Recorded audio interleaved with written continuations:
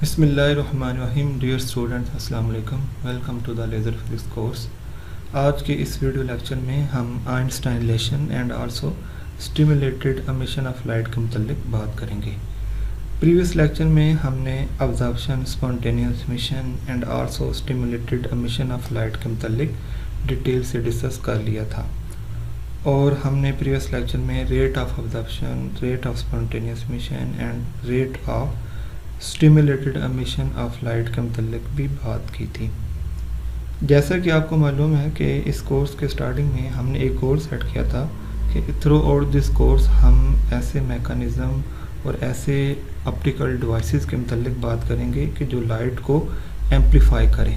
कि हमने एक टारगेट सेट किया था कि हम ऐसे टॉपिक्स, ऐसे मैकेनिज़्म और ऐसे डिवाइसेस के मुतल्लिक बात करेंगे कि जो लाइट को एम्पलीफाई करें।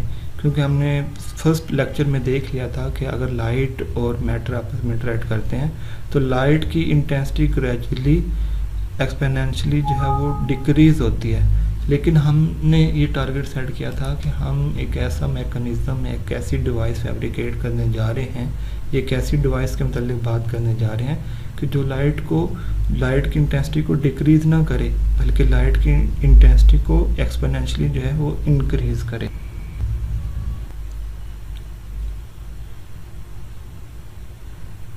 अच्छा, अगर हमारे पास कोई भी ऑप्टिकल डिवाइस है कि जो लाइट प्रोड्यूस कर रही है तो याद रखिए उसमें absorption, spontaneous emission and also stimulated emission सारे के सारे process at the same time हो रहे होते हैं। लेकिन अगर हम ये चाहते हैं कि इस डिवाइस से एम्पलीफाइड लाइट प्रोड्यूस हो, मोनोक्रोमेटिक लाइट प्रोड्यूस हो, हमारे पास सेम फेज के साथ लाइट प्रोड्यूस हो या कोहेरेंट लाइट प्रोड्यूस हो, तो याद रखिएगा हमें उस डिवाइस में स्टिमुलेटेड एमिशन ऑफ लाइट का प्रोसेस सबसे ज़्यादा करवाना है। तो याद रखिएगा अगर लाइट हम प्रोड्यूस करना चाह रहे हैं तो हमें इसमें अब्जॉर्प्शन की भी ज़रूरत पड़ती है, स्पॉन्टेनियस एमिशन की भी ज़रूरत पड़ती है और आल्सो स्टिमुलेटेड एमिशन तो हमें चाहिए ही होता है। तो लेकिन याद रखें इन तीनों प्रोसेस में से सबसे ज़्यादा अगर हम स्टिमुलेटेड एमिशन ऑफ लाइट का प्रोसेस करवाएंगे तो हमें उससे एक एम्पलीफाइड, मोनोक्रोमैटिक, कोहेरेंट और सेम फेज के साथ जो हमें लाइट मिलेगी।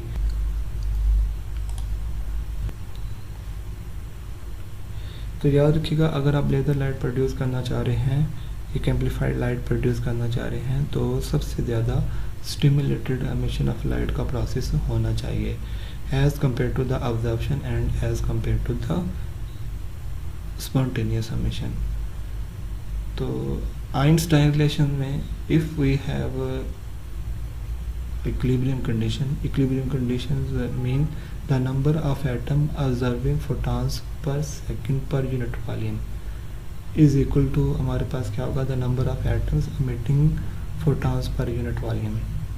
कि जितने नंबर ऑफ एटम फोटॉन्स को ऑब्जर्व कर रहे हैं उतने ही नंबर ऑफ एटम जो हैं पर यूनिट वॉल्यूम, उतने ही नंबर ऑफ एटम फोटॉन्स को एमिट कर रहे हैं। तो हमने प्रीवियस लेक्चर में ये देखा था कि एमिशन ऑफ फोटॉन दो तरह से हो रही है हमारे पास। एक हमारे पास प्रोसेस है spontaneous emission and also second क्या है, स्टिमुलेटेड एमिशन। दोनों से जो है हमारे पास एमिशन ऑफ फोटॉन्स होगी। तो अब अगर हम बात करें कि the number of atoms observing photons per second per unit volume, तो ये हमारे पास क्या आता है, रेट ऑफ ऑब्जर्प्शन। तो रेट ऑफ ऑब्जर्प्शन हम प्रीवियस लेक्चर में स्टडी कर चुके हैं, वो हमारे पास क्या होगा, B12 rho of nu N1। और यहाँ पे अगर हम number of atoms emitting photons per unit volume की बात करते हैं तो इसमें हमारे पास सबसे पहले आएगा rate of spontaneous emission and plus rate of stimulated emission आएगा हमारे पास। तो इसमें B12 क्या है, ये आइंस्टाइन कांस्टेंट है फॉर अब्जॉर्प्शन एंड A21 क्या है, this one is the Einstein constant for rate of spontaneous emission and B21 is the Einstein constant for rate of stimulated emission of light। और इसमें हमारे पास रो of new क्या है, energy density of the incident beam.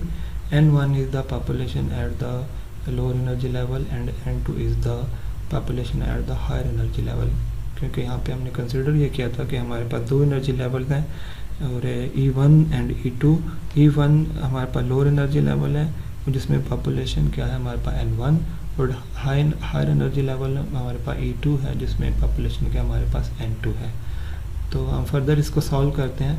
तो अगर मैं इस B21 जो rate of stimulated emission of light था इसको दूसरी साइड पर लेके जा रहा हूँ, तो B12 rho of nu N1 minus B21 rho of nu N2 is equal to A21 into N2 हमारे पास आ जाएगा।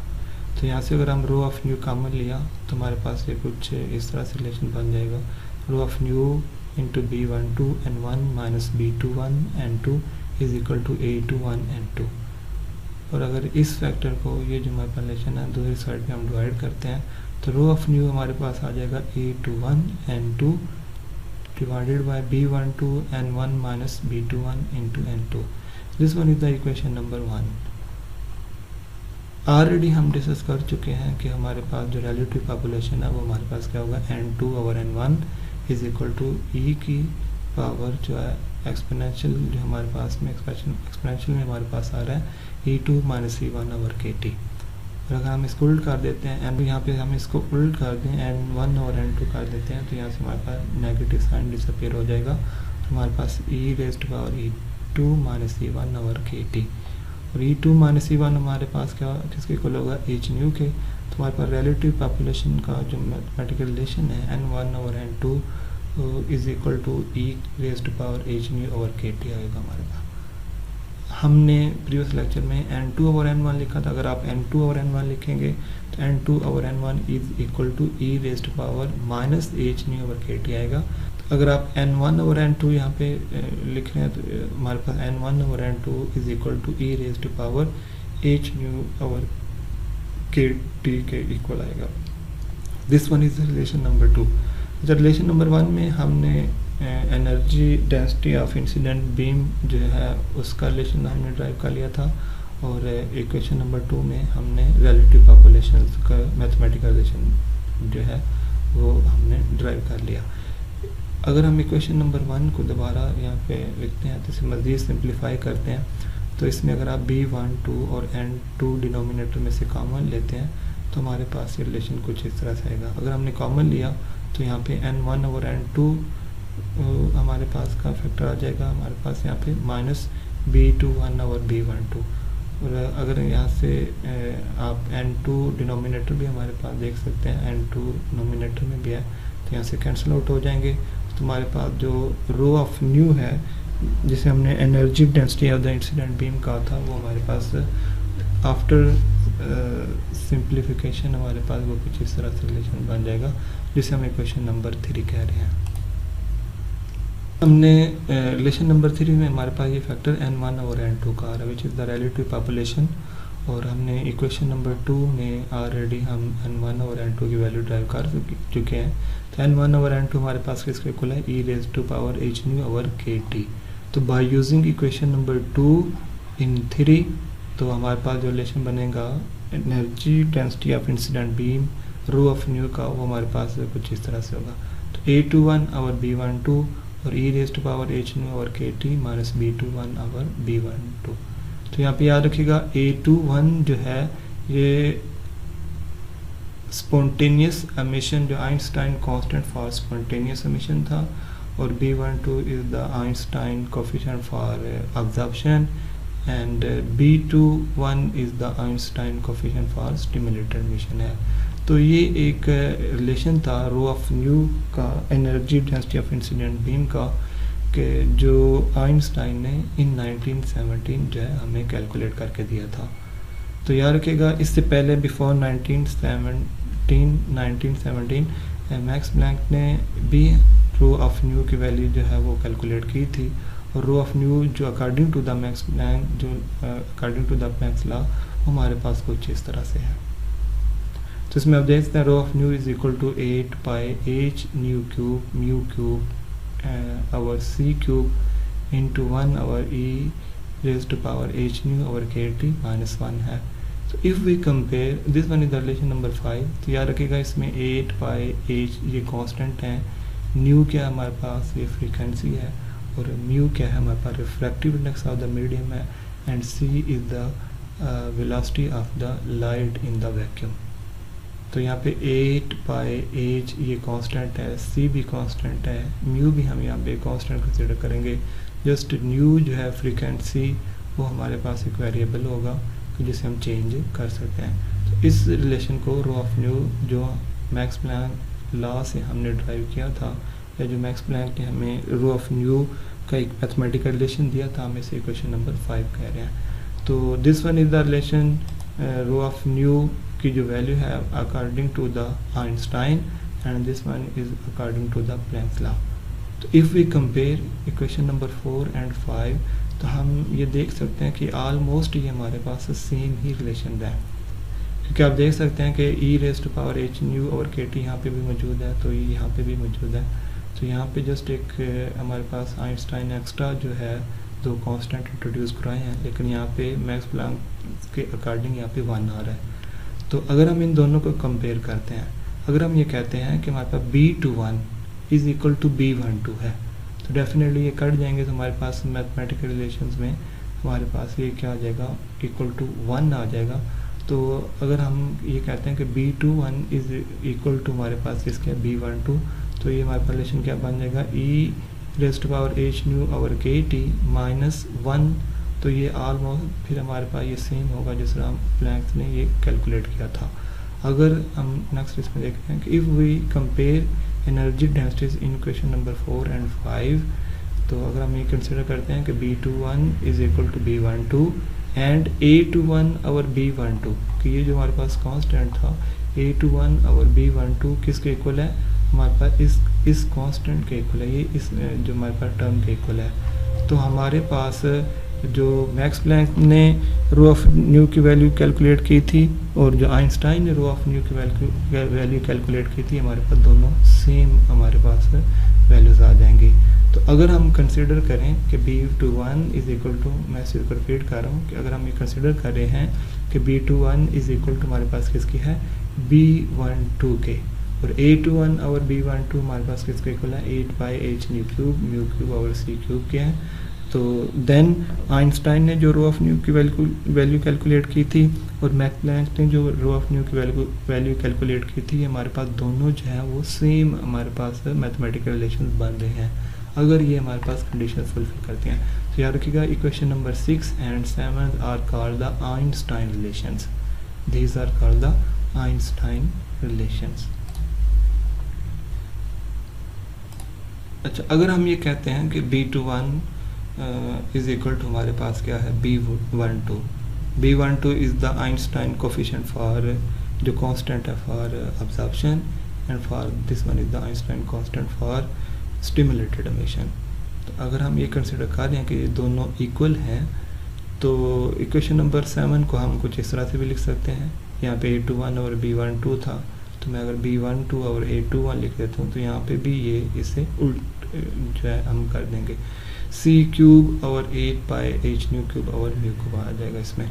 तो फ्रॉम द क्वेश्चन नंबर 6 हम B21 की जगह B12 लिख सकते हैं, या B12 की जगह हम B21 लिख सकते हैं।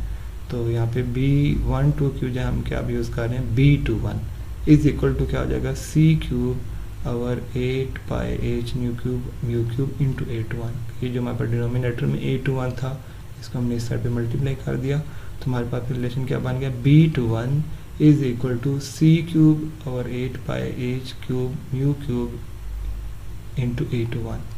इक्वेशन नंबर 6 एंड 7 जो ऑलरेडी हम ये ड्राइव कर चुके हैं, जो हम डिस्कस कर चुके हैं, are known as the Einstein relation. And equation number 8, ये जो हमारे पास इक्वेशन नंबर 8 है, give the relationship between A and B coefficient. A and B coefficient कौन से हमारे पास, this one is the Einstein coefficient for या constant for stimulated emission of light, and this one is the Einstein coefficient for spontaneous emission of light. तो equation number 8 से जो हमारे पास जो रिलेशन बना है, ये हमें एक रिलेशनशिप बता रही है between the spontaneous emission of light and also between the stimulated emission of light.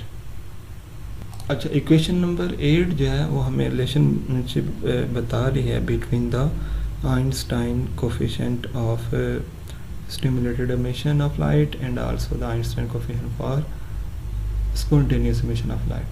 The relation B21 is equal to B12 जो हमने इक्वेशन नंबर 6 में डिस्कस किया था, ये हमारे पास shows that the coefficient for both absorption and stimulated emission are numerically equal, कि यहाँ पे ये दोनों इक्वल हैं.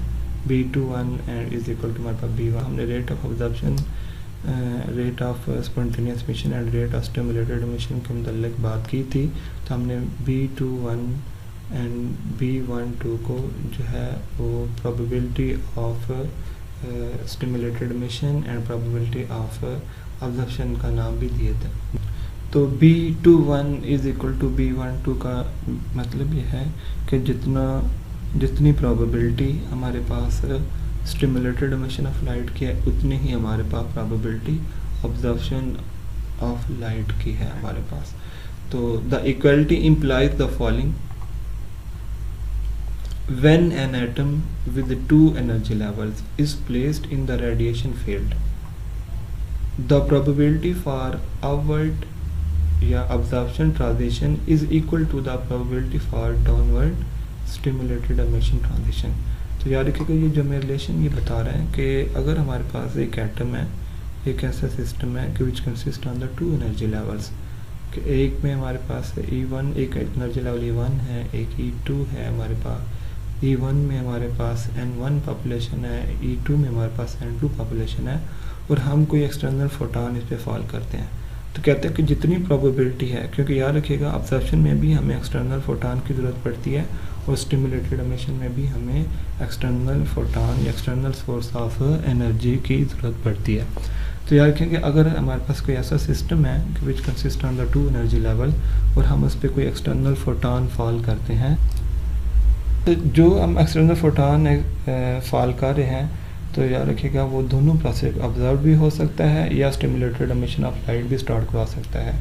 तो याद रखिएगा इस रिलेशन से हमें ये क्लियर नज़र आ रहा है कि जितने उसके ऑब्जर्व होने के चांसेस हैं उतने ही उसके स्टिमुलेशन प्रोसेस के स्टार्ट करने के भी हमारे पास चांसेस मौजूद हैं. तो हम फिर कह सकते हैं the equality implies the following: when an atom with two energy levels is placed in the radiation field, the probability for upward transition is equal to the probability for downward transition. और ये हमें कहाँ से पता चला था? ये हमें इक्वेशन नंबर 6 से पता चला था, विच is called the Einstein relation. अब हम इक्वेशन नंबर 7 के मतलब मज़ीद डिटेल से बात करते हैं, या इक्वेशन नंबर 8 के मतलब हम डिटेल से डिस्कस करते हैं. तो according to the equation number 8 हमारे पास क्या था? B21 is equal to C cube और 8/8 म्यू क्यूब इंटू 8/1. तो इस लेक्चर के स्टार्टिंग पे हमने ये बात ये की थी कि अगर आप लेज़र लाइट या एक एम्पलीफाइड लाइट प्रोड्यूस करवाना चाहते हैं तो स्टिमुलेटेड एमिशन ऑफ लाइट को डोमिनेट होना चाहिए. मैंने ये भी बात की थी कि हमारे पास तीनों process at the same time हो रहे होते हैं और तीनों प्रोसेस की हमें ज़रूरत पड़ती है.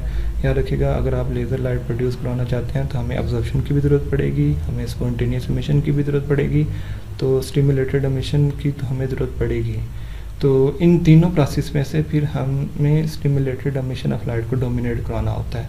ऐसा हरगिज़ ये पॉसिबल नहीं है कि आप अब्जॉर्प्शन को बिल्कुल ख़त्म कर दें, आप स्पॉन्टेनियस एमिशन को कम्प्लीटली जो है वो ख़त्म कर दें.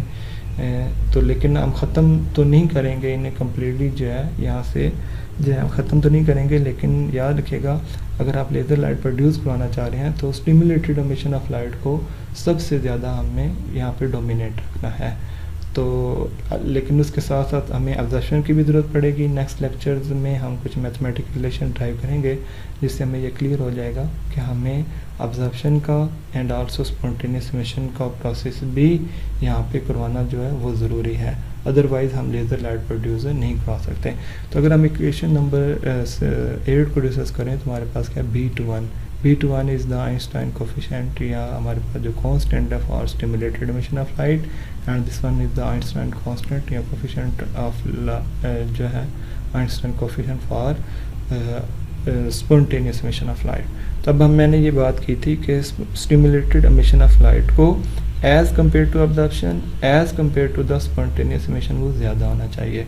तो अगर हम B21 की वैल्यू जो है वो ज़्यादा कराना चाहते हैं as compare to the A21, तो आप देख सकते हैं कि ये जो रिलेशन है इसमें c भी कांस्टेंट है, 8 बाय एज भी कांस्टेंट है, आल्सो म्यू जो रिफ्रैक्टिव इंडेक्स हमने कहा था वो भी हमारे पास कांस्टेंट है, a21 इज़ आल्सो जो है हमारे पास कांस्टेंट है। लेकिन हम इसकी वैल्यू जो है b21 की वैल्यू जो है वो इंक्रीज़ कराना चाहते हैं। तो हम देख सकते हैं कि इस रिलेशन में कि दिस रिलेशन जो हमारे पास है is inversely proportional to the frequency cube. क्या आप देख सकते हैं कि b21 is inversely proportional to the nu cube है। बाकी इसमें सब कांस्टेंट हैं, तो इसलिए हम अगर सब कांस्टेंट को ख़त्म करते हैं तो जस्ट एक फ्रीक्वेंसी जो हमारे पास क्या थी एज ए वेरिएबल काम कर रही है। तो अकॉर्डिंग टू द जो हमारे पास बेसिक लॉज ऑफ फिजिक्स है कि अगर आप किसी कांस्टेंट को यहाँ से रिमूव करते हैं तो हमारे पास साइन ऑफ प्रोपोर्शनैलिटी आ जाता है। अब वो इन्वर्स प्रोपोर्शनल है या डायरेक्ट प्रोपोर्शनल है, तो इसमें आप देख सकते हैं कि b21 is inversely proportional to the frequency cube of the frequency of the radiation. तो इसका मतलब यह है कि अगर फ्रीक्वेंसी की जितनी वैल्यू यहाँ पे ज़्यादा होगी, और ये जस्ट फ्रीक्वेंसी नहीं है बल्कि उसका क्यूब है, उतनी हमारे पास b21 की वैल्यू क्या होगी, डिक्रीज़ होगी। आप देख सकते हैं इन दोनों का आपस में रिलेशन क्या है, इन्वर्स है, इन्वर्सली प्रोपोर्शनल है। तो हमने ये बात कही थी कि हमें अगर लेज़र लाइट प्रोड्यूस करना है तो हमें b21 की वैल्यू जो है या rate of stimulated emission of light, या हमारे पास जो हमने ये कहा था कि स्टिमुलेटेड एमिशन ऑफ लाइट को डोमिनेट होना चाहिए। तो अगर हम स्टिमुलेटेड एमिशन ऑफ लाइट को डोमिनेट कराना चाहते हैं या अगर हम rate of stimulated emission of light को ज़्यादा कराना चाहते हैं तो b21 की वैल्यू जितनी ज़्यादा होगी उतनी ही हमारे पास स्टिमुलेटेड एमिशन ऑफ लाइट जो भी हमारे पास ज़्यादा होगा। लेकिन हम यहाँ पे देख सकते हैं कि b21 is inversely proportional to the frequency of the radiation. तो इसका मतलब है कि जितनी ज़्यादा फ्रीक्वेंसी होगी, जितनी हायर फ्रीक्वेंसी होगी, उतनी ही हमारे पास b21 की वैल्यू जो है वो डिक्रीज़ होगी।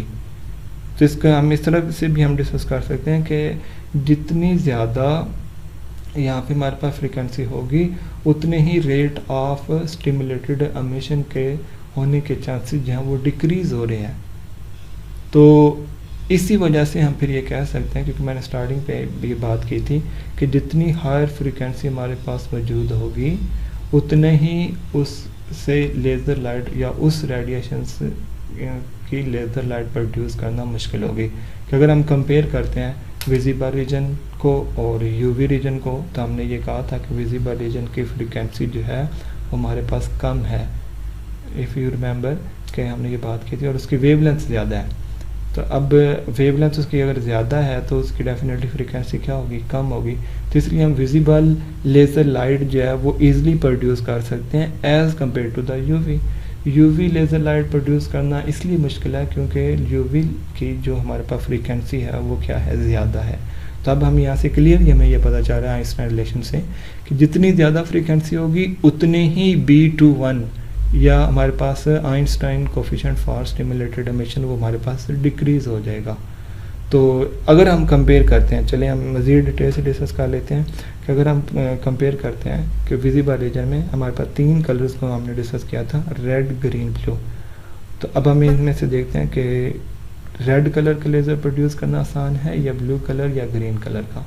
तो अगर मैं रिवाइज कर दूं तो हमने ये देखा था कि रेड कलर की वेवलेंथ सबसे ज़्यादा है, रेड कलर की वेवलेंथ सबसे ज़्यादा है, और उससे जो हमारे पास कम वेवलेंथ है वो हमारे पास ग्रीन कलर की थी, उससे जो कम वेवलेंथ थी हमारे पास ब्लू कलर की थी। अगर हम फ्रीक्वेंसी के रिलेटेड बात करते हैं तो ब्लू कलर की फ्रीक्वेंसी जो सबसे ज़्यादा है और ग्रीन की उससे कम है, और रेड की हमारे पास फ्रीक्वेंसी उससे कम है।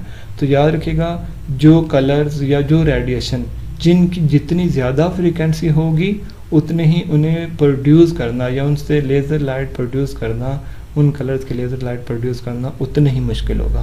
तो इफ़ वी कंपेयर, अगर मैं आपसे ये पूछूं कि रेड कलर का लेज़र प्रोड्यूस करना आसान है या ब्लू कलर का, तो डेफिनेटली आंसर ही होगा कि ब्लू कलर का लेज़र पॉइंटर या लेज़र लाइट प्रोड्यूस करना हमारे लिए ज़्यादा मुश्किल होगा as compare to the red, because blue colour की फ्रीक्वेंसी क्या है, ज़्यादा है। तो यार कि यहाँ से हमें क्लियर नज़र आ रहा है कि जितनी ज़्यादा हायर फ्रीक्वेंसी होगी, और यहाँ पे जस्ट फ्रीक्वेंसी नहीं है, मैं बता चुका हूँ, यहाँ पे फ्रीक्वेंसी का क्यूब है, तो जितनी ज़्यादा फ्रीक्वेंसी यहाँ पे होगी उतनी ही हमारे पास B21 की वैल्यू कम होगी।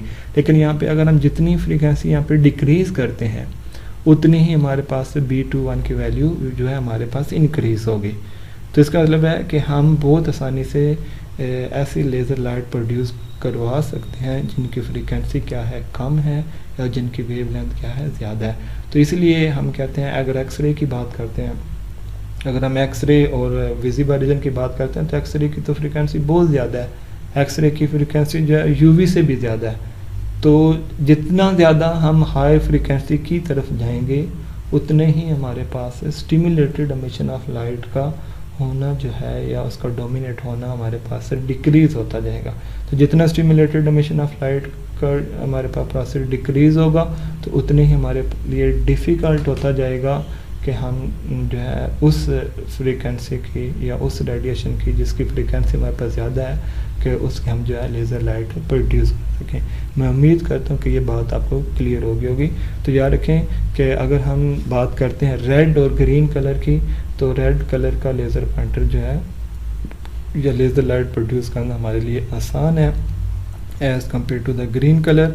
If we compare the green and blue, तो ग्रीन कलर को हम आसानी से प्रोड्यूस कर सकते हैं, लेज़र लाइट उसके आसानी से ग्रीन लेज़र लाइट हम प्रोड्यूस कर सकते हैं as compare to the blue. तो आपने नॉर्मली ये देखा होगा मार्केट में भी नॉर्मली जो हमारे पास लेज़र पॉइंटर मौजूद होते हैं सबसे ज़्यादा वो रेड कलर के होते हैं।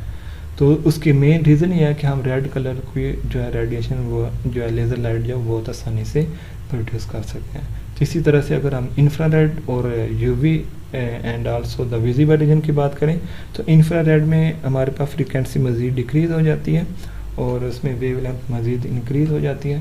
तो if we compare the infrared and also the visible जो हमारे पास लेज़र लाइट्स हैं इनको कंपेयर करें तो इंफ्रारेड लेज़र लाइट प्रोड्यूस करना हमारे लिए और आसान है as compare to the visible region. तो क्योंकि हम इंफ्रारेड रीजन में बहुत आसानी से जो है B21 की वैल्यू जो है वो इंक्रीज़ करवा सकते हैं as compare to the A21, क्योंकि उसमें हमारे पास फ्रीक्वेंसी और कम हो जाती है as compare to the visible region. तो this is why it is difficult to achieve laser action in higher frequency range as X-ray laser या हमारे पास यूवी लेज़र। तो ये ऑलरेडी मैं पॉइंट जो है वो डिस्कस कर चुका था, तो मैं कुछ चीज़ें रिपीट कर देता हूँ। तो हमने ये डिस्कस कर लिया था कि अगर आप लेज़र लाइट प्रोड्यूस करवाना चाहते हैं स्टिमुलेटेड एमिशन ऑफ रेडिएशन जो है सबसे हमारे पास ज़्यादा होना चाहिए, क्योंकि अगर स्टिमुलेटेड एमिशन ऑफ लाइट जो है हमारे पास ज़्यादा नहीं होगा तो हम कभी भी एक मोनोक्रोमैटिक एक एम्पलीफाइड लाइट या हमारे पास जो सेम फेज़ के साथ कोहेरेंट बीम जो वो प्रोड्यूस नहीं कर सकते। अच्छा, यहाँ पे अगर मैं बात करूँ इस सेंटेंस में तो हमने इसमें कहा था कि when an atom with two energy level is placed in the radiation field the probability for upward absorption transition is equal to the probability for downward या स्टिमुलेटेड एमिशन ट्रांजिशन। तो यार कि हमने यहाँ पे स्टिमुलेटेड एमिशन ऑफ रेडिएशन का process जब वो ज़्यादा कराना है as compare to the absorption.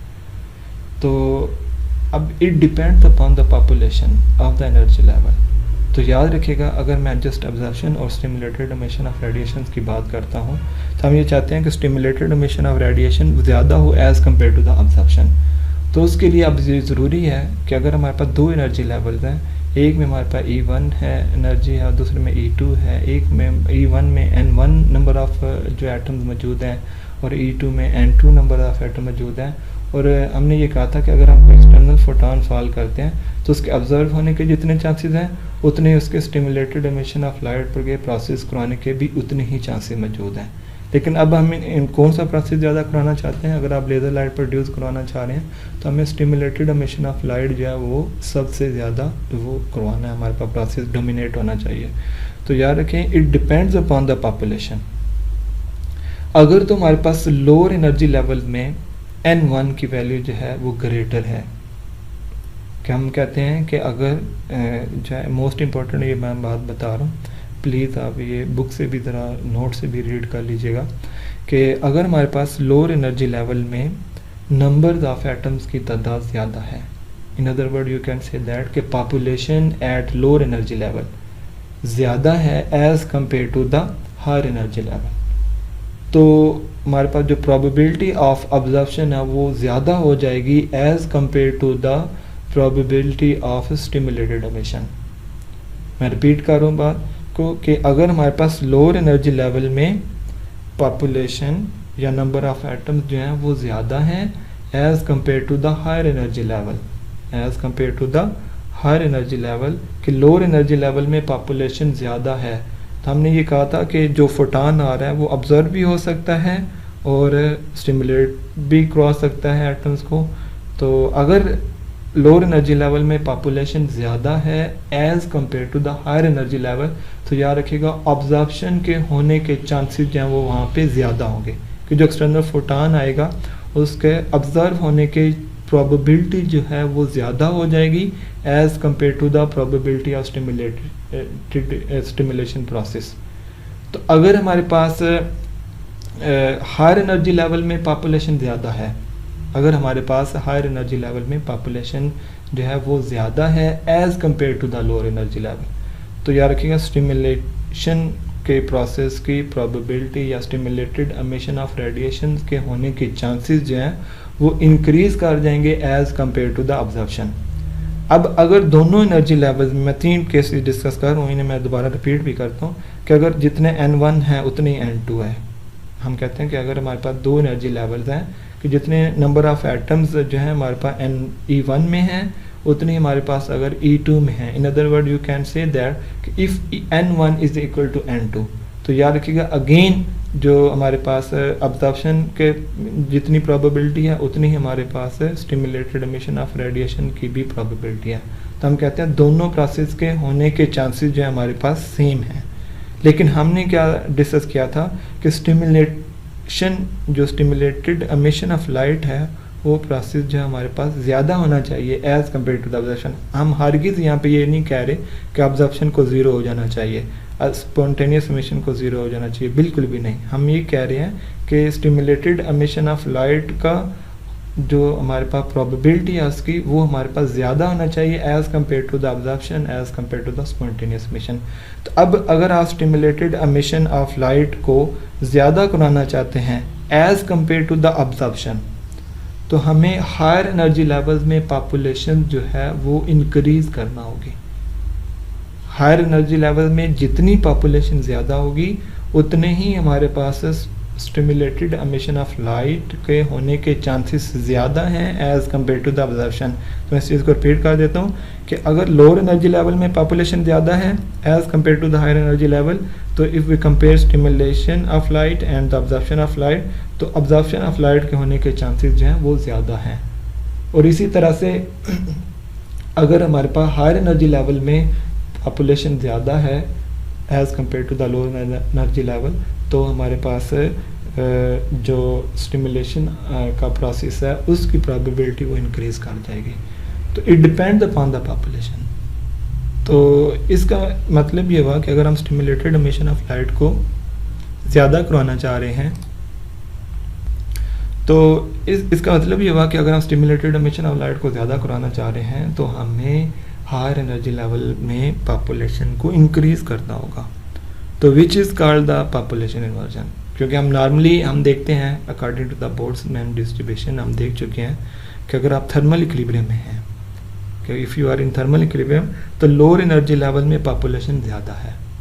तो जब आप थर्मल इक्विलिब्रियम में रह रहे हैं तो हमारे पास लोअर एनर्जी लेवल में पॉपुलेशन ज़्यादा है as compare to the higher energy level.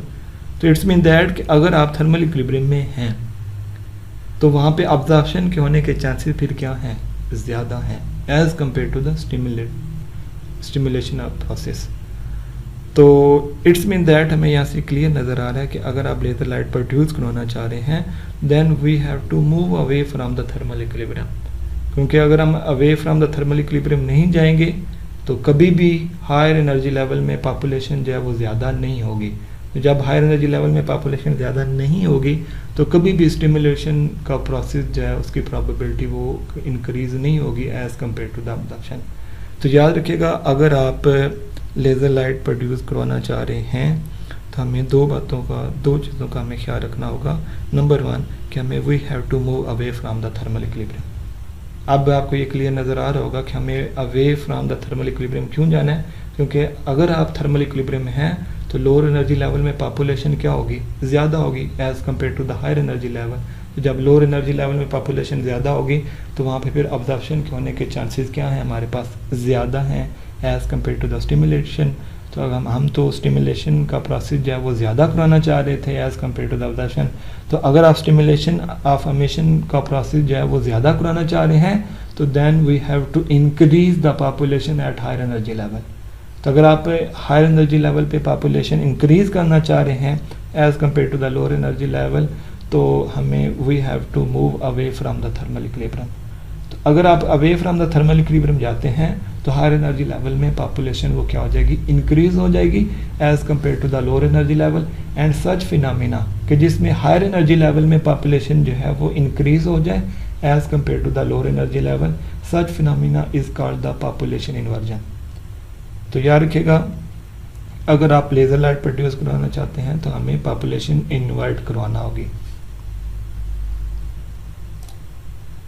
Population invert करवाने से ये मुराद है कि हायर एनर्जी लेवल में हमें पॉपुलेशन इंक्रीज़ करनी है as compare to the lower energy level. तो पॉपुलेशन इन्वर्ट करवाने से हम ये भी कह सकते हैं कि हमें we have to move away from the thermal equilibrium.